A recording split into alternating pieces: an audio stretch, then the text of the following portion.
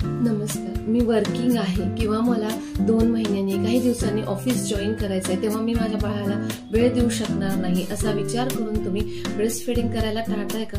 बाळाला breast feeding करण्यामुळे जे पोषण मिळतं, जसं की लो ऑस्मोटिक फूड म्हणजे शुगर आणि सॉल्ट याचं प्रमाण व्यवस्थित असणारं फूड असतं ब्रेस्ट फीडिंग, त्याच्यामुळे किडनीवर बाळाचे ताण येत नाही, सोबतच इम्युनिटी वाढण्यास मदत होते आणि एक नॅचरल फूड बाळाला ब्रेस्ट फीडिंग मधून मिळत असतं. तर हे जितकं बाळासाठी चांगलं आहे तितकंच आईसाठी सुद्धा असतं. कसं तर ब्रेस्ट फीडिंग केल्यामुळे बाळाचं आणि आईचं नातं सुदृढ होतं, त्याच्यामुळे एक बॉन्डिंग तयार होते. दुसरं असं की ब्रेस्ट फीडिंग केल्यामुळे गर्भाशय पिशवी जी प्रेग्नन्सी मध्ये आकार वाढलेला असतो तो नॉर्मल येण्यास मदत होते, म्हणजेच इन्व्होल्युशन व्यवस्थित होतं गर्भाशय पिशवीचं.